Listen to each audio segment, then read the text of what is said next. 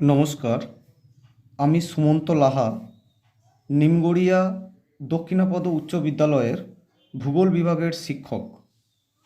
বর্তমানে করোনা ভাইরাসের জন্য সারা পৃথিবীব্যাপী যে মহামারী পরিস্থিতি তৈরি হয়েছে, তার জন্য আমরা সকলেই বিদ্যালয়ে শিক্ষক এবং ছাত্রছাত্রীরা সকলেই বিদ্যালয়ে আসতে পারছি না। এই পরিস্থিতিতে আমরা বাড়িতে বসে অনলাইনের মাধ্যমে কিছু কিছু পড়াশোনা করার চেষ্টা করছি বা পড়াশোনা করানোর চেষ্টা করছি। তো আজকে আমরা দশম শ্রেণীর বিষয় ভূগোল এবং বায়ুমণ্ডলের ধারণা এবং বায়ুমণ্ডলের উপাদান ও তাদের গুরুত্ব সম্পর্কে আজকে আমরা আলোচনা করব। তো আমাদের আগে জানতে হবে বায়ুমণ্ডল কাকে বলে। আমরা বায়ুমণ্ডল কাকে বলবো না, ধরে নেওয়া যাক আমাদের এই পৃথিবীর ওপরে যে অংশ রয়েছে তাকে আমরা বলছি কি ভূত্বক বা শিলামণ্ডল। এই শিলামণ্ডলের ওপরে পৃথিবীর শিলামণ্ডলের ওপরে যে অংশে আমরা বসবাস করছি সেই অংশের নাম কি বায়ুমণ্ডল। এক কথায় বলতে গেলে কি যে পৃথিবীর যে গ্যাসীয় আবরণ, পৃথিবী যদি গোলাকার হয়, পৃথিবীর বায়ুমণ্ডল পৃথিবীকে বেষ্টন করে রয়েছে কি গোলাকার গ্যাসীয় আবরণ। এই গ্যাসীয় আবরণ পৃথিবীর মাধ্যাকর্ষণ শক্তির টানে পৃথিবীর সঙ্গে লেগে আছে, তাই তো? এটা যদি আমাদের পৃথিবী হয় তাহলে পৃথিবীর বায়ুমণ্ডল কি গোলাকার? আমাদের যদি পৃথিবী হয় তাহলে পৃথিবীকে বেষ্টন করে রয়েছে যে গোলাকার গ্যাসীয় আবরণ, যাকে আমরা নাম দিয়েছি কি বায়ুমণ্ডল। পৃথিবীকে ঘিরে থাকা যে গ্যাসীয় আবরণ পৃথিবীর মাধ্যাকর্ষণ শক্তির টানে পৃথিবীর সঙ্গে লেগে আছে, তাকে আমরা নাম দিয়েছি কি বায়ুমণ্ডল। এবার এই বায়ুমণ্ডলের আকৃতি কেমন হবে? পৃথিবী যদি গোলাকার হয় তাহলে পৃথিবীর বায়ুমণ্ডলের আকৃতি কি গোলাকার? না, এটা সম্পূর্ণ ভুল। পৃথিবীর নিরক্ষীয় অঞ্চলে পৃথিবীর আবর্তন গতিবেগ সবথেকে বেশি। তাহলে নিরক্ষীয় অঞ্চলে পৃথিবীর আবর্তন গতিবেগ বেশি হওয়ার কারণে নিরক্ষীয় অঞ্চলে পৃথিবীর বায়ুমণ্ডল কিছুটা স্ফীত হয়েছে, অর্থাৎ আয়তন কিছুটা বেশি, উচ্চতা কিছুটা বেশি। এবং মেরু অঞ্চলে আবর্তন গতিবেগ কম হওয়ার কারণে মেরু অঞ্চল কিছুটা স্ফীত, অর্থাৎ পৃথিবীর বায়ুমণ্ডল পুরোপুরি গোলাকার নয়। সম্পূর্ণ বায়ুমণ্ডলের আকৃতি কিন্তু গোলাকার নয়। এবার আমাদের এই বায়ুমণ্ডলের বেশ কিছু বৈশিষ্ট্য আমরা পেতে পারি। কী কী বৈশিষ্ট্য আমরা পেতে পারি? যেমন আমাদের বায়ুমণ্ডলের বিস্তার ভূপৃষ্ঠ থেকে 10,000 কিলোমিটার পর্যন্ত। সমুদ্রপৃষ্ঠ থেকে বা ভূপৃষ্ঠ থেকে বায়ুমণ্ডলের গড় উচ্চতা কত বললাম? গড় উচ্চতা হচ্ছে 10,000 কিলোমিটার পর্যন্ত। কেন আমরা এই গড় কথাটা ব্যবহার করলাম? কেন গড় কথাটা ব্যবহার করলাম? কারণ একটু আগেই আমরা বললাম যে পৃথিবী যদি গোলাকার হয় তাহলে পৃথিবীর বায়ুমণ্ডল তো গোলাকার ঠিক নয়, কারণ পৃথিবীর বায়ুমণ্ডল নিরক্ষীয় অঞ্চল কিছুটা স্ফীত বা প্রসারিত, অর্থাৎ এখানে 10,000 কিলোমিটারের থেকে বেশি, এবং মেরু অঞ্চলে গড় উচ্চতা 10,000 কিলোমিটারের থেকে কিছুটা কম। তাই আমরা বায়ুমণ্ডলের উচ্চতা বোঝাতে গড় 10,000 কিলোমিটার কথাটা ব্যবহার করলাম। তারপরে 2 নম্বর যে বৈশিষ্ট্যটা জানবো সেটা হচ্ছে স্পর্শযোগ্যতা। স্পর্শযোগ্যতা কি? কারণ বায়ুমণ্ডলকে দেখা যায়, অনুভব করা যায়, কিন্তু বায়ুমণ্ডলকে স্পর্শ করা যায় না। 3 নম্বর আমরা যে বৈশিষ্ট্যটা পাবো সেটা হচ্ছে বায়ুমণ্ডল বর্ণহীন, গন্ধহীন এবং স্বাদহীন ও স্বচ্ছ। ও স্বচ্ছ। বর্ণহীন মানে কি বায়ুমণ্ডলে কোনো রং নেই। সেই কারণে তুমি যদি বা তোমরা যদি কোনো নীল বা কোনো লাল কালারের চুড়িদার বা শার্ট পরো তাহলে আমরা সেটা লাল কালার বা নীল কালারই দেখতে পাই। যদি বায়ুমণ্ডলের নিজস্ব বর্ণ থাকতো তাহলে তোমার শার্ট বা চুড়িদারের রঙের সাথে সেই বর্ণ মিশে নতুন রং তৈরি হতো। বায়ুমণ্ডলের কোনো গন্ধ নেই, সেজন্য বায়ুমণ্ডলের মধ্যে আমরা যেমন একটা পচা ডিম ভাঙলে আমরা পচা ডিমেরই গন্ধ পাই। আবার কোনো বডি স্প্রে ব্যবহার করলে বা কোনো সুগন্ধ জিনিস ব্যবহার করলে রজনীগন্ধা ফুলের গন্ধও আমরা কিন্তু সুন্দর অনুভব করতে পারি। অর্থাৎ কেন পারি? কারণ বায়ুমণ্ডলে কোনো গন্ধ নেই। 3 নম্বর কি? বায়ুমণ্ডলে কোনো স্বাদ নেই। সে কারণে আমরা বায়ুমণ্ডলের মধ্যে যে কোনো জিনিস খাবার খাই না কেন, সেটা চিকেনই হোক, মটনই হোক বা বিস্কিটই হোক, আমরা সেই বস্তুটারই স্বাদ পেয়ে থাকি। তাছাড়া নেক্সট একটা কি? বায়ুমণ্ডল হলো স্বচ্ছ। সেই স্বচ্ছ হওয়ার কারণে আমরা বায়ুমণ্ডলে প্রত্যেকটা জিনিসকে দেখতে পাই। যেমন কুয়াশার সময় বায়ুমণ্ডলের দৃষ্টি স্বচ্ছতা কমে যায়, সেজন্য বায়ুমণ্ডলের স্বচ্ছ দেখতে পাই না। কিন্তু যদি কুয়াশা না থাকে অর্থাৎ স্বাভাবিক বায়ুমণ্ডলের পরিস্থিতিতে আমরা সবাইকে স্বচ্ছভাবে দেখতে পাই। 3 নম্বর আমরা যেটা জানবো, চাপ ও ঘনত্বের পরিবর্তন। বায়ুমণ্ডলে যত ভূপৃষ্ঠ থেকে উচ্চতা ওপরের দিকে বৃদ্ধি পাবে তত কি হয় না, বায়ুমণ্ডলের যে উপাদানগুলো রয়েছে, উপাদান যেমন ধূলিকণা, জলীয় বাষ্প, সেই উপাদানগুলো পরিমাণ ধীরে ধীরে কমতে থাকে। সেই কারণে উচ্চতা বৃদ্ধির সাথে সাথে বায়ুমণ্ডলের চাপ ও ঘনত্ব তুলনামূলকভাবে কমে যায়। নেক্সট আমাদের যেটা জানবো সেটা হচ্ছে বায়ুমণ্ডলের ওজন। বায়ুমণ্ডলের মোট ওজন কত? বায়ুমণ্ডলের মোট ওজন হচ্ছে 9,46,000 কোটি টন। তবে একটা কথা মনে রাখতে হবে, বায়ুমণ্ডলের আমাদের এই যা ওজন এবং বায়ুমণ্ডলের যাবতীয় কার্যাবলী, আমি বললাম ভূপৃষ্ঠ থেকে বায়ুমণ্ডলের গড় উচ্চতা 10,000 কিলোমিটার পর্যন্ত। তাহলে 10,000 কিলোমিটার পর্যন্ত যদি হয় তাহলে আমাদের তার মধ্যে হিসাব করে দেখা গেছে যে 29 থেকে 30 কিলোমিটারের মধ্যে বায়ুমণ্ডলের মোট ভরের শতকরা 97% অবস্থান করছে। তাহলে শতকরা ভর আমি কত বললাম? মোট ভর 9,46,000 কোটি টন। এই ভরের 97% ভূপৃষ্ঠ থেকে 29 থেকে 30 কিলোমিটারের মধ্যে কিন্তু অবস্থান করছে। কেন বায়ুমণ্ডলের নিচের দিকে ভর বেশি? কারণ বায়ুমণ্ডলে যে উপাদানে গঠিত, আমরা একটু পরে আসছি কী কী উপাদানে গঠিত, বায়ুমণ্ডলে জলীয় বাষ্প, ধূলিকণা এবং গ্যাস, তাদের ঘনত্ব এবং পৃথিবীর মাধ্যাকর্ষণ শক্তির প্রভাবে সমস্ত ভারী পদার্থগুলো বায়ুমণ্ডলের নিচের স্তরে অবস্থান করছে। এই কারণে বিজ্ঞানীরা পরীক্ষা করে দেখেছেন যে ভূপৃষ্ঠ থেকে বা সমুদ্রপৃষ্ঠ থেকে 29 থেকে 30 কিলোমিটার উচ্চতার মধ্যে বায়ুমণ্ডলের শতকরা ভরের 97% বা মোট ভরের 97% কিন্তু অবস্থান করছে। তারপরে নেক্সট আমরা জানবো মাধ্যাকর্ষণ শক্তির প্রভাব। পৃথিবীর বায়ুমণ্ডলের উপরে আমাদের কিন্তু মাধ্যাকর্ষণ শক্তির প্রভাব রয়েছে চরম। কেন? যদি মাধ্যাকর্ষণ শক্তির প্রভাব না থাকতো তাহলে কিন্তু পৃথিবীর বায়ুমণ্ডল আমাদের পৃথিবী থেকে ছিটকে চলে যেত। কিন্তু এই মাধ্যাকর্ষণ শক্তির প্রভাব থাকার কারণে পৃথিবীর বায়ুমণ্ডল কী আছে? পৃথিবীর সঙ্গে লেগে আছে। পৃথিবীর এই যে বায়ুমণ্ডল পৃথিবীকে বেষ্টন করে রয়েছে, পৃথিবীর বায়ুমণ্ডল পৃথিবীর সাথে লেগে আছে। কেন লেগে আছে? কারণ পৃথিবীর মাধ্যাকর্ষণ শক্তির কারণে। বোঝা গেছে? নেক্সট আমাদের যেটা জানবো সেটা হচ্ছে কি, বায়ুমণ্ডলে এই বৈশিষ্ট্যটা ভরের সীমাবদ্ধতা বললাম যে বায়ুমণ্ডলের মোট ভরের 97% ভূপৃষ্ঠ থেকে 29 থেকে 30 কিলোমিটারের মধ্যে অবস্থান করছে। নেক্সট আমাদের যেটা জানবো সেটা হচ্ছে বায়ুমণ্ডলের মিশ্র যৌগিক পদার্থ। কেন মিশ্র যৌগিক পদার্থ কথাটা বলা হলো? কারণ একের অধিক পদার্থ মিশিয়ে দিলে সেটাকে মিশ্রণ বলা যায়। কেন মিশ্র পদার্থ বললাম? কারণ বায়ুমণ্ডলের মূল উপাদান হচ্ছে গ্যাস, ধূলিকণা, জলীয় বাষ্প। অর্থাৎ গ্যাস যদি একটা উপাদান হয়, ধূলিকণা যদি একটা উপাদান হয়, জলীয় বাষ্প একটা উপাদান, তার 3টে উপাদানের সমন্বয়ে বায়ুমণ্ডল গঠিত। তাহলে বায়ুমণ্ডল আমরা এক কথায় বলতে পারি যে বায়ুমণ্ডল মিশ্র উপাদানে গঠিত বা মিশ্র উপাদান, ঠিক কি না? এরপরে আমাদের যেটা জানতে হবে সেটা হচ্ছে বায়ুমণ্ডলের উপাদান। বেশ, আমরা বায়ুমণ্ডলের উপাদানের কথা জানবো। তাহলে বায়ুমণ্ডলে আমাদের উপাদানগুলো যদি জানতে হয় তাহলে মনে রাখতে হবে যে বায়ুমণ্ডল প্রধান 3টে উপাদান। একটা উপাদান হলো গ্যাসীয় উপাদান, দ্বিতীয় উপাদানটা হলো জলীয় বাষ্প, আর তৃতীয় উপাদানটা হলো ধূলিকণা। এবার আমাদের এই যে 3টে উপাদান রয়েছে তার মধ্যে সবথেকে বেশি বৈচিত্র্য রয়েছে কি গ্যাসীয় উপাদানে। গ্যাসীয় উপাদানগুলোর মধ্যে কী কী রয়েছে? গ্যাসীয় উপাদানগুলোর মধ্যে রয়েছে নাইট্রোজেন, যার অনুপাত সবথেকে বেশি। বায়ুমণ্ডলের মোট যে গ্যাসীয় উপাদান রয়েছে তার 78.08% নাইট্রোজেন। দ্বিতীয় স্থানে রয়েছে অক্সিজেন। বায়ুমণ্ডলের মোট যে গ্যাসীয় উপাদান রয়েছে তার 20.94 বা 20.94, 20.94% হচ্ছে অক্সিজেন।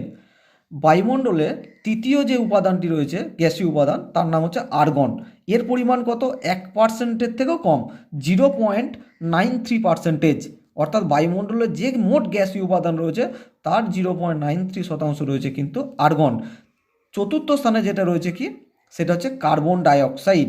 কার্বন ডাইঅক্সাইডের পরিমাণ কত না, কার্বন ডাইঅক্সাইডের পরিমাণ বায়ুমণ্ডলের খুবই কম, 0.03%। 4 নম্বর উপাদান, 4 নম্বর গ্যাসীয় উপাদান। আর 5 নম্বর গ্যাসীয় উপাদানগুলোর মধ্যে কি রয়েছে? নিষ্ক্রিয় গ্যাস। আমরা বেশ কিছু নিষ্ক্রিয় গ্যাসের নাম শুনেছি, যেমন হিলিয়াম, নিয়ন, ক্রিপ্টন, জেনন, রেডন। এইগুলো হচ্ছে বায়ুমণ্ডলের নিষ্ক্রিয় গ্যাস। কেন এদেরকে নিষ্ক্রিয় গ্যাস বলা হচ্ছে? কারণ এদের উপাদান বা পরিমাণ বায়ুমণ্ডলে খুবই কম। এরপরে এই যে বায়ুমণ্ডলীয় উপাদানগুলো রয়েছে তার মধ্যে নাইট্রোজেন, অক্সিজেন এবং আর্গন, এই যে 3টে উপাদান বলা হলো, এই উপাদানগুলো হচ্ছে বায়ুমণ্ডলের স্থায়ী গ্যাসীয় উপাদান। কেন স্থায়ী গ্যাসীয় উপাদান বলা হলো? কারণ এদের অনুপাত পরিবর্তন হয় না। বোঝাতে পারলাম? তাহলে নাইট্রোজেন, অক্সিজেন এবং আর্গন এই উপাদানগুলোকে বলা হয় বায়ুমণ্ডলের স্থায়ী গ্যাসীয় উপাদান। কেন স্থায়ী গ্যাসীয় উপাদান? কারণ এই তিনটে উপাদান বায়ুমণ্ডলের পরিবর্তনযোগ্য নয়। 4 নম্বর যে উপাদানটি রয়েছে কার্বন ডাইঅক্সাইড, এটি হচ্ছে পরিবর্তনশীল গ্যাসীয় উপাদান। কারণ কি পরিবর্তনশীল কেন কথাটা বলা হলো? কারণ আজকে আমরা যদি শিল্প অঞ্চলে যাই, শিল্প অঞ্চলে গেলে সেই জায়গায় কার্বন ডাইঅক্সাইডের পরিমাণ বেশি থাকবে। আবার যদি কোনো গ্রামাঞ্চলে যায়, সেখানে গাছের পরিমাণ বেশি আছে, সেখানে কার্বন ডাইঅক্সাইডের পরিমাণ কমে যাবে। সে কারণে এবং ঋতু অনুযায়ী এই কার্বন ডাইঅক্সাইডের পরিমাণও কিন্তু বায়ুমণ্ডলে পরিবর্তন ঘটে। 2 নম্বর স্থানে যে উপাদানটা রয়েছে সেই উপাদানটা হচ্ছে জলীয় বাষ্প। কারণ আমরা জানি যে বায়ুমণ্ডলে জলীয় বাষ্প না থাকলে মেঘ, বৃষ্টি, ঝড়, কুয়াশা কোনো কিছুই তৈরি হতো না। 3 নম্বর যে উপাদান রয়েছে বায়ুমণ্ডলে সেই উপাদানটির নাম হলো কি ধূলিকণা। এরপরে আমাদেরকে বায়ুমণ্ডলে এই যে প্রত্যেকটা উপাদানের কথা পড়া হলো, সেই উপাদানগুলোর একটু গুরুত্ব সম্পর্কে জেনে নিতে হবে। তো আমরা প্রথমে যাচ্ছি বায়ুমণ্ডলে যে গ্যাসীয় উপাদান পড়া হলো, গ্যাসীয় উপাদান আমরা কি পড়লাম? গ্যাসীয় উপাদানের মধ্যে প্রথমে রয়েছে নাইট্রোজেন। সেই নাইট্রোজেনে বেশ কিছু গুরুত্ব আমাদের রয়েছে। কি কি গুরুত্ব রয়েছে? না, প্রথম যে গুরুত্বটা হচ্ছে সেটা হচ্ছে রাসায়নিক সার তৈরিতে। আমরা রাসায়নিক সার বলতে কি বুঝি? যে সার জমির উর্বরতা বৃদ্ধিতে কৃত্রিমভাবে ব্যবহার করা হয়। যেমন আমরা যে সমস্ত ইউরিয়া জাতীয় সার ব্যবহার করি জমিতে, ইউরিয়া নামটা তোমরা প্রায় শুনে থাকবে। ইউরিয়া জাতীয় যে সার ব্যবহার করি, সেই সার তৈরির মূল উপাদান কিন্তু নাইট্রোজেন। 2 নম্বর যেটা জানতে হবে সেটা কি? মৃত্তিকার উর্বরতা বৃদ্ধি। মৃত্তিকার উর্বরতা বৃদ্ধি কিভাবে ঘটে? না, আমাদের বায়ুমণ্ডলের যে নাইট্রোজেন রয়েছে, বেশ কিছু উদ্ভিদ রয়েছে, এই উদ্ভিদের বা লতানো জাতীয় উদ্ভিদ রয়েছে, সিম্বগোত্রীয় যাদের বলি, তাদের মূলে বেশ কিছু ব্যাকটেরিয়া বসবাস করে। যেমন এই ব্যাকটেরিয়াগুলোর মধ্যে আমাদের 2টো ব্যাকটেরিয়ার নাম আমরা জানতে পারি। সেটা হচ্ছে অ্যাজোটোব্যাক্টর এবং রাইজোবিয়াম। এই অ্যাজোটোব্যাক্টর এবং রাইজোবিয়াম এই ব্যাকটেরিয়াগুলো কি করে? না, এই ব্যাকটেরিয়াগুলো বায়ুমণ্ডলের যে নাইট্রোজেন রয়েছে সেই নাইট্রোজেনকে টেনে বা শোষণ করে সরাসরি মাটিতে মিশিয়ে দেয়। তাহলে সরাসরি মাটিতে মিশিয়ে দিলে কি হবে? না, মাটির উর্বরতা বাড়বে। কারণ আমরা জানি নাইট্রোজেন উদ্ভিদের একটি অতিমাত্রিক পুষ্টিমৌল, অর্থাৎ নাইট্রোজেন ছাড়া উদ্ভিদ তার উর্বরতা বৃদ্ধি করতে পারে না। 3 নম্বর আমরা যেটা পড়ব সেটা হচ্ছে বায়ুর আয়তন বৃদ্ধি। বায়ুর আয়তন বৃদ্ধি কিভাবে ঘটায়? না, নাইট্রোজেন গ্যাস আমাদের বেশ কিছু বায়ু রয়েছে, যেমন অক্সিজেনকে পাতলা করতে সাহায্য করে এবং পাশাপাশি অন্যান্য যে গ্যাসগুলো রয়েছে সেই গ্যাসগুলোর আয়তন বৃদ্ধিতে বিশেষভাবে সাহায্য করে থাকে। নেক্সট আমাদের যেটা জানবো কি? প্রোটিন জাতীয় খাদ্য উৎপাদনে। প্রোটিনের প্রধান উপাদান কি? প্রোটিনের প্রধান উপাদান হচ্ছে অ্যামাইনো অ্যাসিড। প্রোটিনের প্রধান উপাদান কি বললাম? Amino acid. এই অ্যামাইনো অ্যাসিডের প্রধান উপাদান হচ্ছে নাইট্রোজেন। কোনো নাইট্রোজেন ছাড়া বা নাইট্রোজেনের অনুপস্থিতিতে উদ্ভিদ তার প্রোটিন জাতীয় খাদ্য উৎপাদন করতে পারে না। দ্বিতীয় আমাদের যে উপাদানটার কথা বলা হয়েছিল সেটা আমরা জানবো অক্সিজেন। অক্সিজেন কী কাজে সাহায্য করে? কারণ আমরা জানি যে অক্সিজেন শ্বাসকার্য চালাতে সাহায্য করে। কারণ কি, আমরা যখন শ্বাস প্রশ্বাস নিয়ে থাকি তখন আমরা বায়ুমণ্ডল থেকে অক্সিজেনকে গ্রহণ করি এবং তার বিনিময়ে আমরা বায়ুমণ্ডলে কার্বন ডাইঅক্সাইড নির্গত করি। পৃথিবীতে যত সজীব উপাদান রয়েছে, উদ্ভিদ সহ ইনক্লুডিং উদ্ভিদ, প্রত্যেকেই শ্বাসকার্য পরিচালনা করার জন্য বায়ুমণ্ডলে অক্সিজেনকে শোষণ করতে হয়। 2 নম্বর যে কাজটা জানবো সেটা হচ্ছে দহন কার্য। দহন মানে কি? কোনো কিছু জ্বালাতে, আগুন জ্বালাতে কিন্তু অক্সিজেনের প্রয়োজন হয়। অক্সিজেনের উপস্থিতি ছাড়া কোনো আগুন জ্বালানো সম্ভব নয়। যেমন আমরা একটা উদাহরণ দিতে পারি, আমরা একটা মোমবাতি জ্বালিয়ে সেই মোমবাতিটিকে জ্বালানোর কিছুক্ষণ পর আমরা সেই মোমবাতিটিকে আমরা একটা কাঁচের পাত্র দিয়ে বা কাঁচের গ্লাস দিয়ে ঢেকে দিতে পারি। কিছুক্ষণ পরে দেখা যাবে মোমবাতিটি আপনা আপনি নিভে যাবে। কেন নিভে যাবে? কারণ এই গ্লাসের মধ্যে যতক্ষণ পর্যন্ত অক্সিজেন রয়েছে ততক্ষণ পর্যন্তই কিন্তু মোমবাতিটি জ্বলবে এবং আগুন জ্বললে কার্বন ডাইঅক্সাইড নির্গত হয় এবং অক্সিজেনের পরিমাণ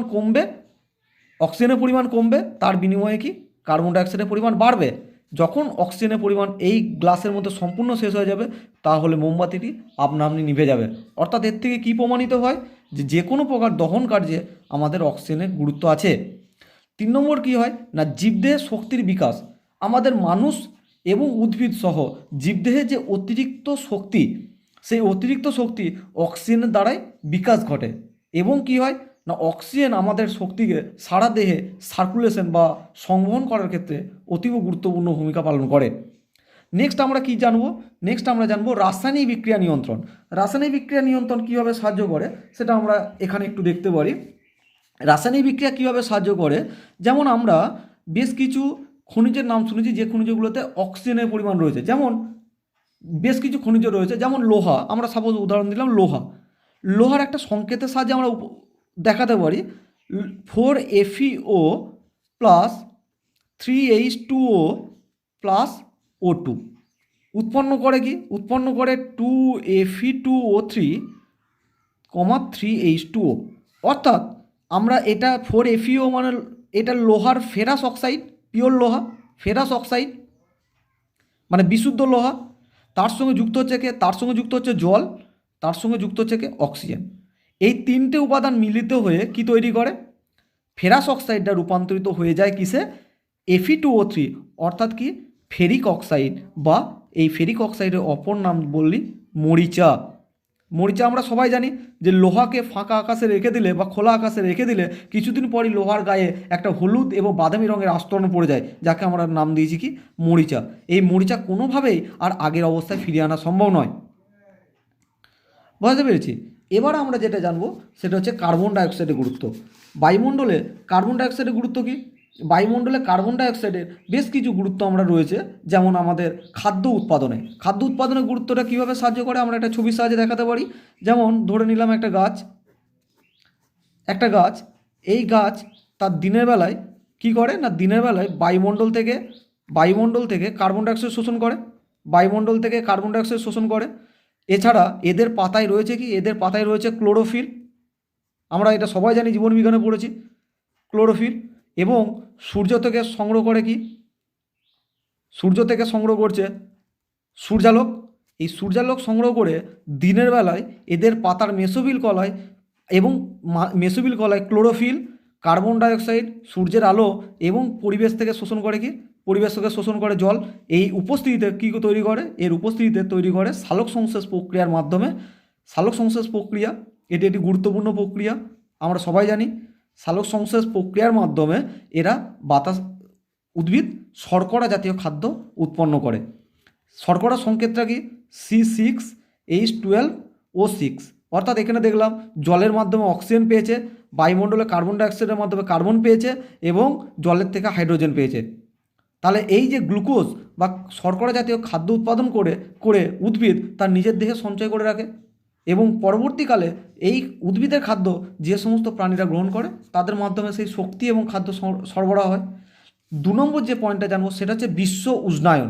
বিশ্ব উষ্ণায়ন জিনিসটা কি না, বিশ্ব উষ্ণায়ন হচ্ছে আমাদের এটা যদি পৃথিবীপৃষ্ঠ হয় তাহলে এই পৃথিবী থেকে যে নির্গত কার্বন ডাইঅক্সাইড, সেই কার্বন ডাইঅক্সাইড আমাদের বায়ুমণ্ডলের নিম্ন স্তরে একটি আস্তরণ তৈরি করেছে।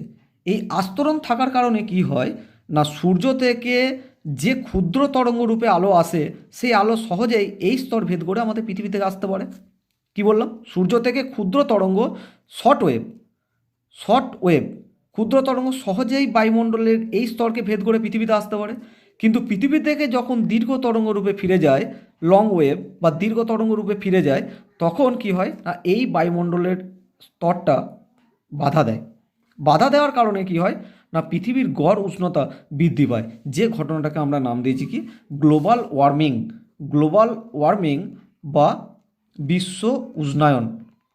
এই বিশ্ব উষ্ণায়নের জন্য সবথেকে প্রধান যে গ্যাসটি দায়ী সেটি হচ্ছে কার্বন ডাইঅক্সাইড। এবারে আমরা যেটা জানবো সেটা হচ্ছে খনিজ পদার্থের গঠন। খনিজ পদার্থের গঠন কি? যেমন চুন জাতীয় খনিজ পদার্থের প্রধান উপাদানই কিন্তু কার্বন ডাইঅক্সাইড ছাড়া কোনো চুন জাতীয় খনিজ পদার্থ গঠিত হতে পারে না। তারপর আমরা আগুন নেভানোর কাজে একটু আগে উদাহরণ দিলাম। কি উদাহরণ? একটি মোমবাতিকে একটি গ্লাসের মধ্যে জ্বলন্ত অবস্থায় গ্লাসের মধ্যে কাঁচের গ্লাস দিয়ে ঢাকা দিলে সেই মোমবাতিটি কী হয় না অক্সিজেন শোষণ করে এবং কার্বন ডাইঅক্সাইডের পরিমাণ বাড়িয়ে দেয়, এবং কার্বন ডাইঅক্সাইডের পরিমাণ বেড়ে যাওয়ার কারণে একটা সময় মোমবাতিটা যেমন নিভে যায়, তেমনি কোনো স্থানে যেমন বেসিক্যালি কোনো শপিং মল, কোনো ব্যাংক, কোনো পোস্ট অফিস বা কোনো ঘন জনবসতিপূর্ণ এলাকায় আমাদের লাল রঙের একটা সিলিন্ডারের মধ্যে লেখা থাকে ফায়ার। ফায়ার যে গ্যাসটা লেখা থাকে সেই গ্যাসটার মধ্যে কী গ্যাস থাকে, সেই গ্যাসটার মধ্যে সিলিন্ডারটার মধ্যে কার্বন ডাইঅক্সাইড থাকে। কেন? কারণ কোনো জায়গায় আগুন লেগে গেলে কার্বন ডাইঅক্সাইড দিয়ে যদি স্প্রে করা যায় তাহলে আগুনটি সঙ্গে সঙ্গে নিভে যায়। 3 নম্বর নেক্সট আমাদের যেটা জানবো সেটা হচ্ছে আবহাওয়া বিকার এবং অ্যাসিড বৃষ্টি। আবহাওয়া বিকার এবং অ্যাসিড বৃষ্টি কীভাবে ঘটছে সেটা আমরা এই জায়গায় একটু দেখতে পারি। যেমন আবহাওয়া বিকার কীভাবে ঘটে, এই কার্বন ডাইঅক্সাইড একটি বিশেষ ধরনের রাসায়নিক আবহাওয়া বিকার ঘটায় যার নাম হচ্ছে কি কার্বনেশন। যে বিশেষ ধরনের রাসায়নিক আবহাওয়া বিকারটি ঘটে তার নাম হচ্ছে কার্বনেশন। এই প্রক্রিয়াটি কি না, এই প্রক্রিয়াটা হলো আমাদের বৃষ্টি যখন হয় তখন বৃষ্টির জল মানে H2O তার সাথে বাতাসের যে কার্বন ডাইঅক্সাইড সেই কার্বন ডাইঅক্সাইড মিলে যায়, মিলে যে একটি বিশেষ ধরনের গ্যাস উৎপন্ন করে, যে গ্যাসটির সংকেত হলো কি H2CO3। এটি কি, এটি হচ্ছে জল। এটা কি, এটা হলো কার্বন ডাইঅক্সাইড। কার্বন ডাইঅক্সাইড সবাই জানি আমরা CO2। এই কার্বন ডাইঅক্সাইডের উপস্থিতিতে আমাদের উৎপন্ন করছে কি কার্বনিক অ্যাসিড। এই কার্বনিক অ্যাসিড যখন ওপর থেকে বৃষ্টিরূপে পৃথিবীর বুকে ঝরে পড়বে তখন আমরা তার নাম দিচ্ছি কি অ্যাসিড বৃষ্টি, ঠিক কি না? এবার এই কার্বনিক অ্যাসিড মিশ্রিত জল যখন শিলার সাথে যুক্ত হয় তখন বিক্রিয়া ঘটায়। কীরকমভাবে বিক্রিয়াটা ঘটায় আমরা সংকেতের সাহায্যে দেখতে পারি। যেমন CaCO3, CaCO3 মানে কি ক্যালসিয়াম কার্বনেট, মানে বিশুদ্ধ চুনাপাথর। এই ক্যালসিয়াম কার্বনেটের সঙ্গে যুক্ত হয় কি H2CO3। এই বিশুদ্ধ চুনাপাথরকে কিন্তু জলে ফেলে রাখলে সারা জীবনও গুলে যাবে না, জলে গুলবে না। কিন্তু এই বিশুদ্ধ চুনাপাথরের সঙ্গে বায়ুমণ্ডলের কার্বনিক অ্যাসিড যুক্ত হয়ে উৎপন্ন করে কি ক্যালসিয়াম বাইকার্বনেট CaHCO3 তার হোল 2। এইটি হচ্ছে ক্যালসিয়াম কার্বনেট, ক্যালসিয়াম কার্বনেট। এইটি হচ্ছে কার্বনিক অ্যাসিড, আগেই লিখেছি। আর এটা হলো ক্যালসিয়াম বাইকার্বনেট।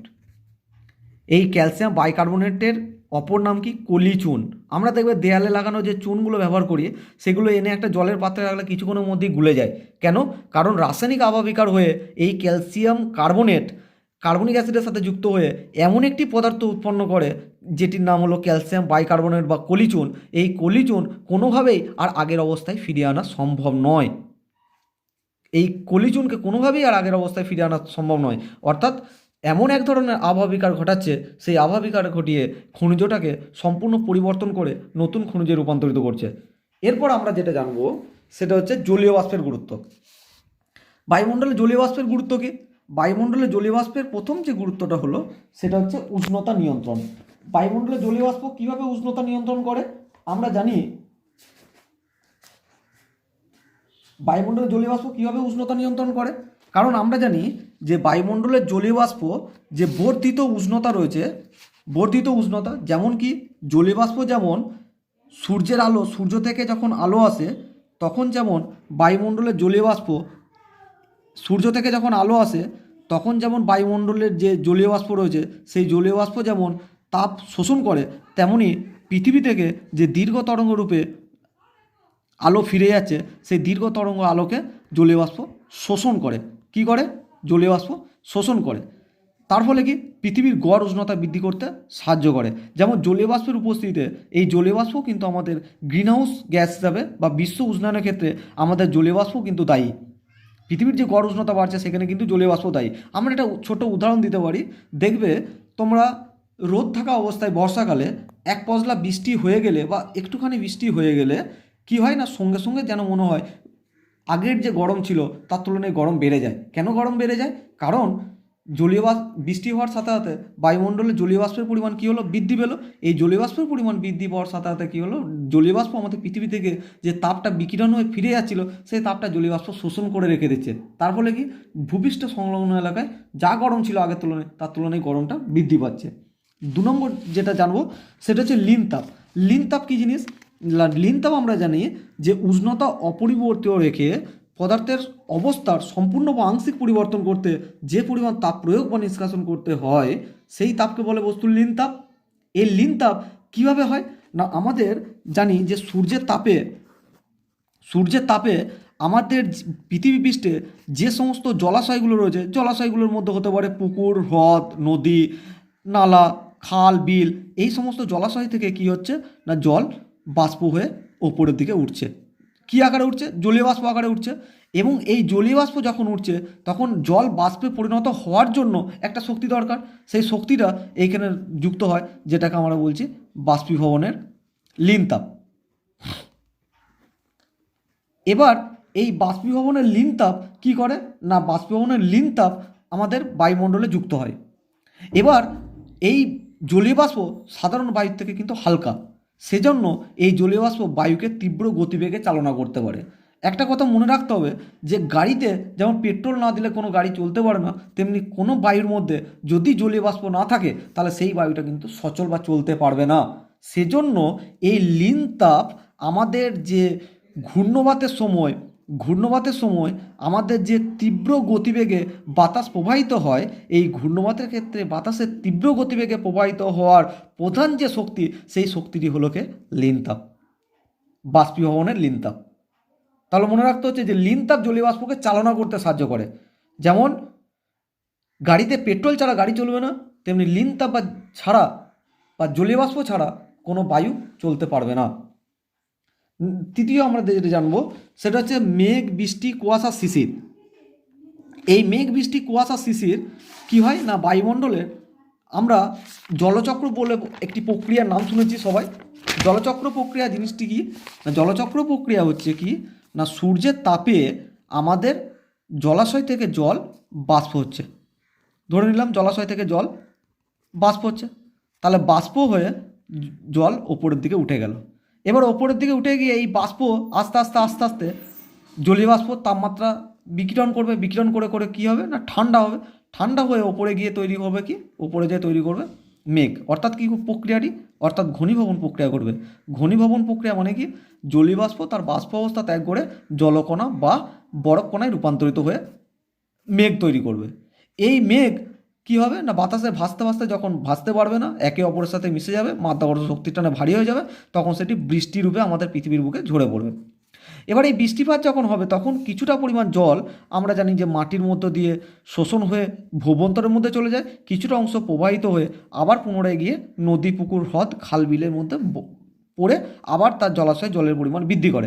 এই যে প্রক্রিয়াটি, অর্থাৎ জলের বাষ্প, তরল এবং বরফের মধ্যে কঠিন হয়ে আবার তরল অবস্থায় পৃথিবীর বুকে ঝরে পড়ছে এবং জলাশয়ের মধ্যে জলের পরিমাণ বৃদ্ধি করছে, এই যে প্রক্রিয়াটি, এই প্রক্রিয়াটার নাম দিয়েছি কি জলচক্র প্রক্রিয়া। এই জলচক্র প্রক্রিয়ার মাধ্যমে আমাদের পৃথিবীতে জলের ভারসাম্য বজায় আছে এবং আমরা এই জলচক্র প্রক্রিয়া সচল আছে বলে পানীয় জলের যোগানও কিন্তু আমাদের পৃথিবীতে অক্ষুণ্ণ রয়েছে।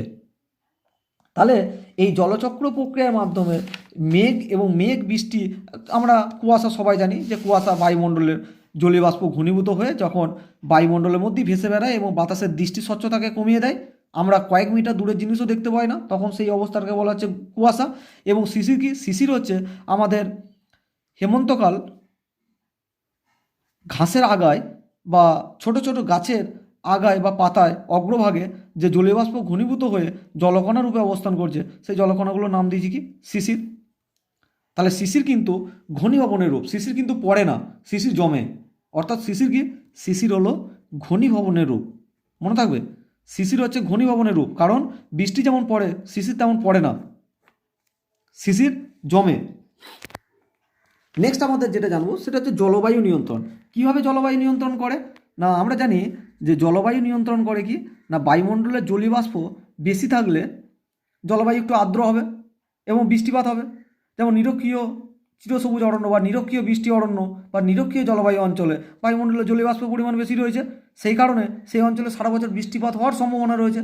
আবার যদি আমরা নিরক্ষীয় অঞ্চল বাদ দিয়ে মেরু অঞ্চলের কথা ভাবি বা মরু অঞ্চলের কথা ভাবি, সেই মরু অঞ্চলে বাতাসে জলীয় বাষ্পের পরিমাণ কম থাকে, মরু অঞ্চলে বাতাসে জলীয় বাষ্প কম থাকে, নিরক্ষীয় অঞ্চলে জলীয় বাষ্প বেশি থাকে। তাহলে নিরক্ষীয় অঞ্চলে বৃষ্টিপাত হওয়ার সম্ভাবনা যতটা থাকবে, মরু অঞ্চলে কিন্তু বৃষ্টিপাত হওয়ার সম্ভাবনা ততটা থাকবে না।